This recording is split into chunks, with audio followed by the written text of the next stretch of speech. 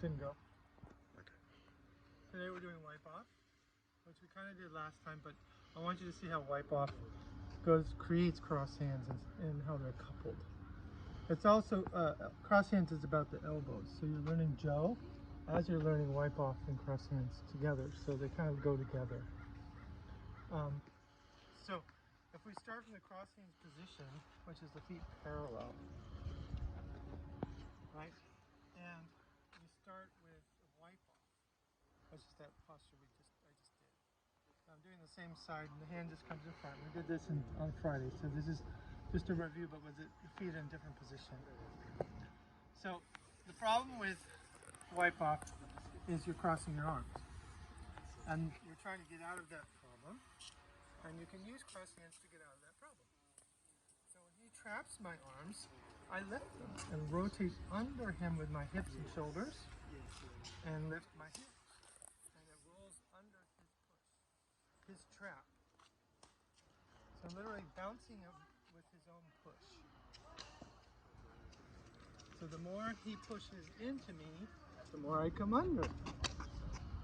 Okay, my weight's left there. It's hard to tell because of the pushing. Okay, my right hand's full because he's pushing on it. So actually he's pushing on my left too. But see, I was too late. So the big problem is the timing. So if he pushes too early and I don't get it, or I'm not paying attention, then he'll get his push. So you can do cross hands turning too. So if he starts to push early with this right arm, you can use that as cross hands still. So it can turn. That's why in this form we have 1, 2, 3, 4 of them. It's because it's showing you can change the angle of cross hands depending on the pressure. And so we have those 4 differences in pressure. Anyway, so then we look at the second one, which is this one. Right? So the second one's pretty easy. Again, if he pushes into my elbow, see, I do cross hands that way. And that's the second one, again, where you have to turn your body to the right because of the pressure. So again, I'm trying to show you how the pressure doesn't change. The pressure, you have to adjust your body to the pressure, basically. See? And your cross hands keeps your structure and then releases his pressure according to what you need. So let him try. So I'm going to push on this side. He's going to try to do cross hands. Yeah. So it's hard. You have to, see the elbow piece? So it's really showing you how the elbow is used in this really close in, very uncomfortable position. And then we'll look at jai. So jai is really important when it comes to cross hands. Really, if you lose your cross hands during your jai practice, he'll just push you across. So you want to find the cross hands and the jai together. That is, don't lose your cross hands when you're pulling. See? If you collapse, you can just push with that. So you can't collapse when you pull. You have to keep your cross hands. See my cross hands? Even as I'm pulling. But more important is when he pulls. So if I lose my cross hands, see? Yeah, he gets his pull. If I can keep it, I get my push. And notice how attached to his elbow that's pulling. So I can use his pull against him.